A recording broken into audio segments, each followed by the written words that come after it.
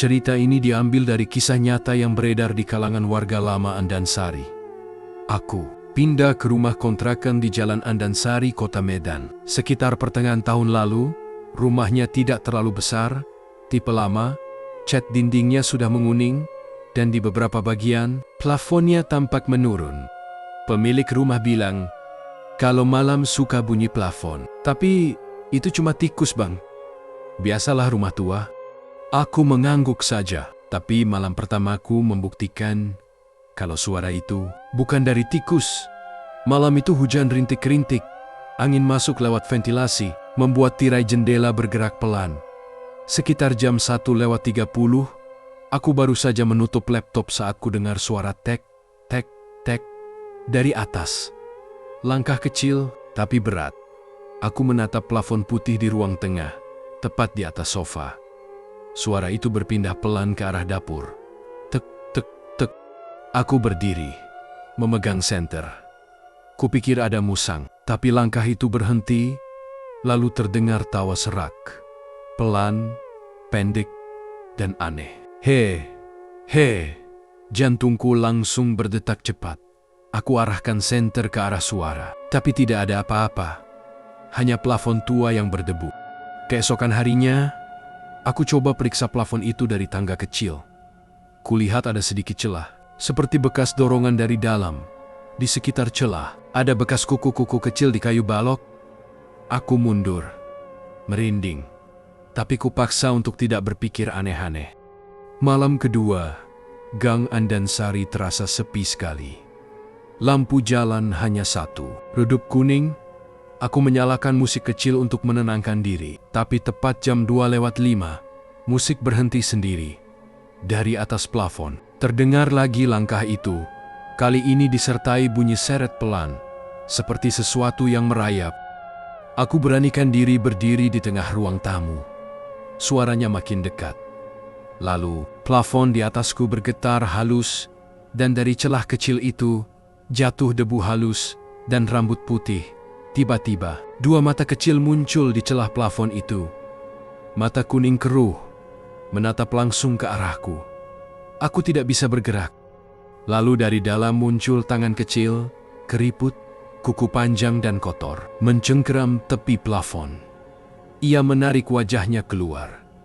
Seorang kakek kecil, berwajah tua, kulitnya abu-abu, bibirnya hitam, dan tanpa gigi. Ia menatapku lama, lalu tersenyum.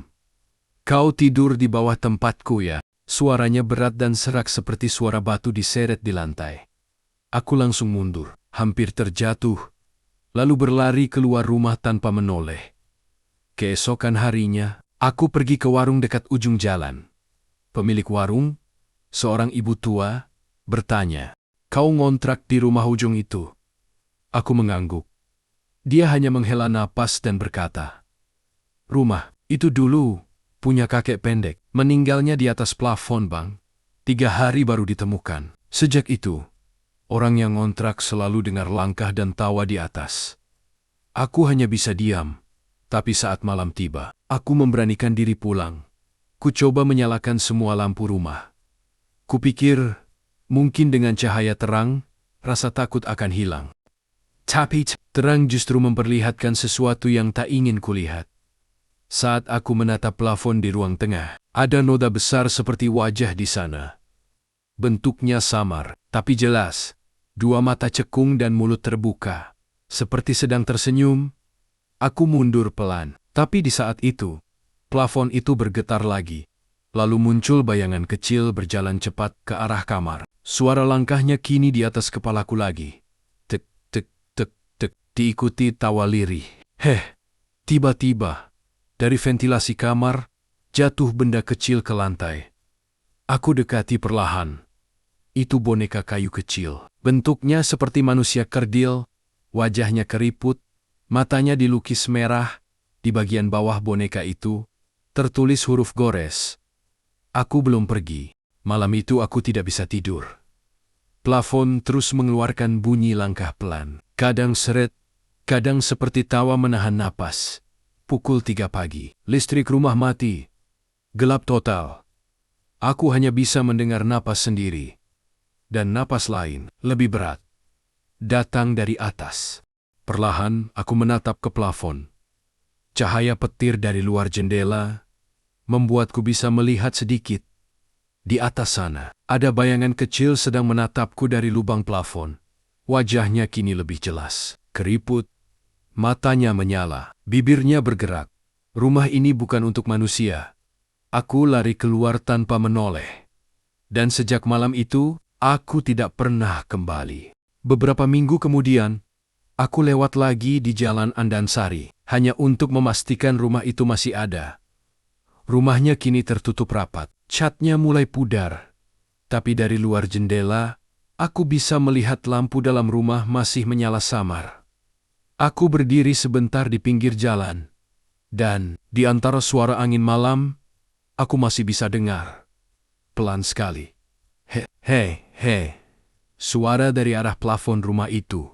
Keesokan harinya, Raffi menceritakan kejadian itu kepada Bang Darman, tetangga sebelah yang sudah lama tinggal di Jalan Andansari. Wajah Bang Darman langsung berubah. Kau tinggal di rumah ujung itu ya? Rumah yang dulu pernah kosong 5 tahun. Iya Bang. Memangnya kenapa? Dulu yang punya rumah itu seorang kakek. Tubuhnya kecil, bongkok. Orang bilang dia pandai berobat. Tapi ada yang bilang dia dukun. Waktu dia meninggal, jasadnya baru ditemukan 3 hari kemudian. Di atas plafon, Raffi menelan ludah. Di plafon? Iya. Tapi anehnya, tubuhnya nggak busuk. Matanya masih terbuka. Dan wajahnya seperti tersenyum. Polisi waktu itu heran. Tapi warga akhirnya minta plafon ditutup lagi. Nggak ada yang berani menyentuhnya. Bang Darman menepuk bahunya pelan. Kalau kau dengar suara dari atas, jangan balas. Jangan bilang apa-apa, karena, katanya, dia masih merasa rumah itu miliknya. Keesokan paginya, Raffi mencoba memeriksa plafon dengan tangga kecil, tapi saat ia menyentuh kayu Eternit itu, terasa hangat dan berdenyut seperti kulit manusia. Ia mundur perlahan, jantungnya berdebar tak karuan. Dari dalam terdengar suara berbisik. Aku belum dikubur. Aku masih di sini. Raffi jatuh terduduk. Wajahnya pucat. Ia langsung keluar rumah dan berlari ke rumah Bang Darman. Tapi sebelum sempat mengetuk pintu, ia mendengar sesuatu dari dalam plafon rumahnya sendiri. Suara berat itu kini tertawa lagi. Lebih keras, lebih jelas. Kau sudah lihat aku, kan? Sekarang kau nggak bisa keluar. Rumah itu kini kosong lagi. Warga sekitar hanya tahu Raffi pindah mendadak, meninggalkan semua barangnya. Namun malam-malam berikutnya, beberapa warga yang lewat di depan rumah itu bersumpah mendengar suara ketukan pelan dari dalam dan tawa kecil yang menurun ritmenya seiring hujan.